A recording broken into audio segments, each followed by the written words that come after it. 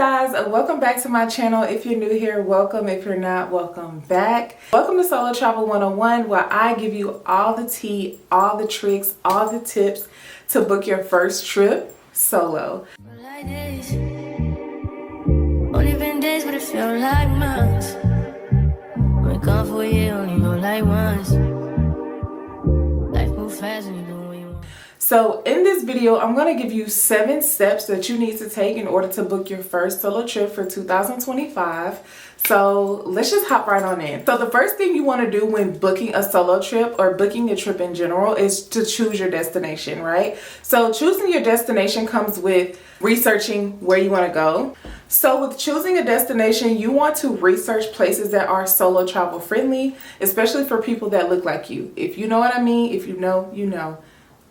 Just add it at the end of the search. You want to do research for places that are solo travel friendly, that are female solo travel friendly. If you're a woman, you can't just choose any random country you see on the map and be like, oh, I'm gonna go there. Me personally, I like looking at places that I know people like me have been to, have had great experiences, and that's how I choose my destination. Aside from the safety aspect of choosing a destination, you want to look at, is it affordable? Is it easy to navigate? Because if it's kind of harder to navigate, you always have to they don't really have a good public transportation system. You don't feel comfortable on trains, so you have to take trains. You know, like whatever your comfortability level is when it comes to getting from point A to point B, I also feel like you should base your destination off that as well, because some people do not like public transportation, but in some countries, some cities, that is all that's available, or that's mostly what's available. So you kind of have to put that in perspective when you're choosing your destination. When it comes to recommendations for places I recommend solo traveling,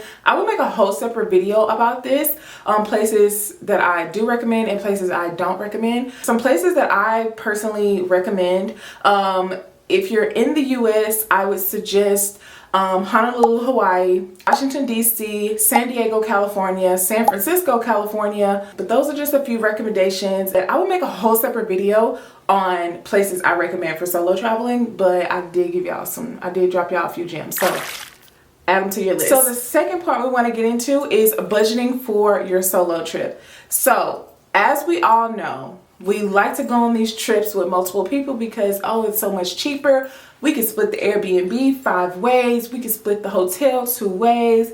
Fine, right? If that's what you do, you do. Solo traveling can be a little bit more expensive because it's just you, right? You're not splitting a hotel cost. You're not splitting the B&B cost. You're not splitting food. When it comes to solo traveling, you want to try to find as many deals as you can. And we're not talking about no half-off flights, okay? We're not doing that one. No ma'am, no sir. But you want to create a travel budget. And I know, like, sometimes we're just like, you know, we spend the money, get it right back. But we're not doing that in 2025, okay? We're budgeting, we're still traveling, but we're doing it in a smart financial way, okay? Set a travel budget, have a little cushion, a little room for extra emergencies in that budget, and you're good to go. If you guys would like for me to make a whole video dedicated towards budgeting for trips, budgeting for solo travel, I will. Just let me know down in the comments and I'll be happy to make a video about that for you guys. The third point I want to talk about is planning your itinerary. Like I said, if you a type A planner, if you're a type A traveler like me, you always have an itinerary. If you don't have an itinerary, it just feels like you're running like a chicken with your head cut off. Like there's nothing runs properly. I will say that if you do not have an itinerary. You don't necessarily have to plan out every single detail. You don't necessarily have to do every single thing that's on the itinerary, but just having a guide will save so much time when it comes to actually being on the trip, especially if it's a shorter trip. You want to have a plan. Also, when it comes to solo traveling, having an itinerary of what you're going to be doing, where you're going to go, who you're going to be with, or like what company you're going to be with, their information, what hotel you're going to be staying at, their information, having that available and sharing that information with someone that you trust back home is going to be very important. Don't go into solo traveling thinking that anything could happen, but you do want to take the necessary precautions when it comes to solo traveling. Like, that just is what it is. Like, I'm sorry if you that type of person, I'm not sharing my location. No. Savannah, slow down. It's not that deep. It's not that deep. Doing your research really will help you not to look like a tourist. Now, some places you're going to look like a tourist, like this, like me going to Asia. You know I don't live there. You know I'm a tourist. I know I'm a tourist. You know I'm a tourist. Like, let's be for real. But some places you can get away with it, right? So don't act like a tourist. Simple. Simple. Have an itinerary. Make sure to share it with somebody and make sure to get a general idea of what you're doing on your trip on that itinerary. So the fourth thing we're going to talk about is booking your accommodations. Now, me personally, I like to stay in hotels. I do stay in Airbnbs from time to time. Also, I've stayed in boutique hotels and luxury higher end hotels, but this is totally up to you. A lot of solo travelers like to stay in hostels, but me personally, and this is for me and my travel conscience and my bouginess, is that what you want to call it? If that's what you want to call it, if you want to call me bougie, I would wear that as a badge of honor. But I cannot stay in a hostel. I'm sorry. I don't care if it's a private room. No, absolutely not. I'm not sharing a bathroom with random strangers. I'm not sharing a bunk bed with a random stranger. I'm sorry. Like, I understand that these people are here solo traveling as well, but I cannot do it. I know a lot of solo travelers, if you look and you research, they will tell you that that's what they do. That's what they do to save money. Like, that's a great way to save money, but that's not the type of time that I'm on, and I can't get with that. I'm sorry. I like to know where I'm laying my head, and I like to be comfortable. So a hotel or Airbnb is the more way for me. I prefer a hotel over an Airbnb, but I only get Airbnbs for my work, when I travel for work, but otherwise I stay in hotels. When you're looking for a hotel, you want to make sure it's somewhere safe. You want to see if other solo travelers have been there. Ask them what's their experience, or see if there's reviews from solo travelers in their experience. That has saved me so much time and effort. That has saved me so much time and money from looking at reviews. When it comes to looking for locations, depending on what you want to do, if you don't have a car, you probably want to be in the inner city, or you probably want to be in the inner city closer to everything, so your Ubers or your ride shares will be cheaper, or there's easier to get from point A to point B via a bus or public transportation. Or if you have a car, you can afford to stay more outwards of the city, which typically tends to be the cheapest.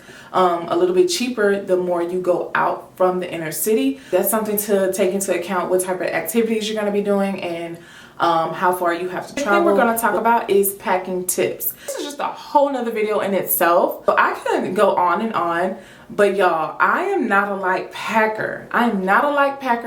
But I try to be when it is necessary. Packing can either make or break you, especially like when you have a lot of stuff. It's so much harder to lug around a lot of stuff when you're by yourself versus you having a partner, having somebody else that can like pick up the load. But when it's just you want to make sure to be light as possible, right? Like one check bag, maybe a carry-on, that's it.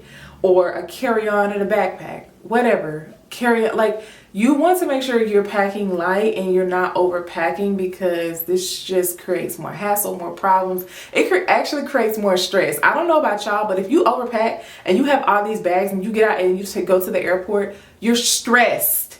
It's too much. Like, oh my gosh, like too much like baggage just stresses me out. Like, I'm sorry, it just does. So I recommend you pack light, or try to pack light at least. So the sixth thing, when it comes to booking a solo travel trip, you want to be safe. right? Safety is probably one of the most important things when it comes to solo travel, because for one, you're by yourself. You're deemed as a target because you're by yourself. So you want to make sure you're taking the necessary precautions to not bring attention to yourself and to stay as low-key as possible. So when solo traveling, of course, you want to remain aware of your surroundings. You want to know before you go. Like this goes without saying, because some places you really don't know what you're walking into. But also this comes from researching, Google searching, YouTube, TikTok, like just going on there seeing, okay, I want to hit up this spot. Like, let me go on TikTok real quick, see what the vibe is. Let me go on YouTube and see if I can find anything. Like, doing your research, that's what I mean. Like, knowing your surroundings, knowing, okay, like, this is what this person said online. Okay, this is the vibe I'm going to get. So, like, this is, okay, I don't want to go there. That's not my vibe. I'm not going to go there. When you go places, scan the scene, y'all. You have to be hyper vigilant. So I mentioned this in my ultimate solo travel guide when it comes to the safety portion. You have to be hyper vigilant, but my camera stopped recording. But so as I say, you have to be hyper vigilant when it comes to solo traveling, but you don't want to look paranoid, because people can sense fear. Like, they can sense that you're scared, that this is something new to you, that you're not used to this. So you have to exude this level of confidence in yourself that, who gonna check me, boo? Like, you have to exude this level of confidence. Like, they cannot know. You could be scared and nervous as all get out, but you don't let anyone else know it. Right? Because when you start to act like you're scared, you're naive, you're vulnerable, people can sense that and they will try to take advantage of you. Just act like you know what you're doing, right? That's where back to what I was saying, the research, okay, like having the maps put up on your phone when you're in an Uber or when you're in a ride share. Like, okay, where is this? You know, like, excuse me, like, you have, like, y'all, safety is important, and I don't play about my safety, right?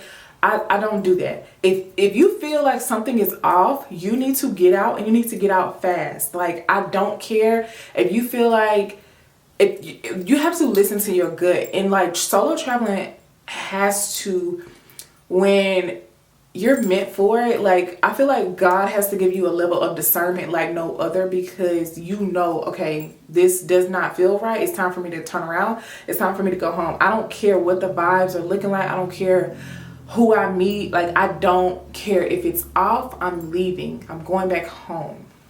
I'm going back to my place of stay. Like, I'm not doing that. And so the 7th point we're going to talk about is building confidence as a solo traveler. So this kind of like goes back into my last point. I did mention about being confident. You should just exude confidence, but also there's a level of confidence that come with solo traveling. So the confidence level is going to be different from me versus somebody who has never traveled before. Like, they're going to be scared. They're going to be nervous. They're going to be unsure of it. But me, I'm just like, oh, you just got to do it. Like, do it. But honestly, you just have to do it. Like, you just have to be brave enough to book that trip, book the hotel, book you an excursion or two, and just go. That's all you gotta do. You didn't want to take that trip somewhere, but you're like, oh, I don't have anybody to go with me. I never traveled because nobody will go with me. Well, if nobody ever wants to go with you, you're gonna get old and you're gonna die. You're going to get on your deathbed and you're going to wish you would have did all of these things that you wish you would have done, but you didn't do it because you didn't have nobody by your side to go with you. Because your friend couldn't afford it.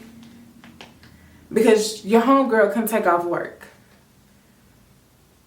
Because your homeboy said, man, I don't know about that, man. I ain't never been. You're going to miss out on life because you don't have nobody to go with you? Okay.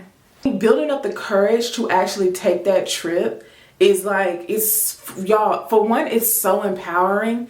Like, the moment that you are there and you're in it and it's going good and you're just like, oh wow, and you start to meet people on your solo trip and you're just like, oh wow, like I made a little friend. Sometimes you being alone like helps you to network with other people. And I don't know what it is, but it's just like that. Like, you have that mindset, okay, well, like, it's just me and God. Like, this is my alone time with God, and I'm seeing the world that he created, and we're gonna go and we're gonna have us a grand old time, right?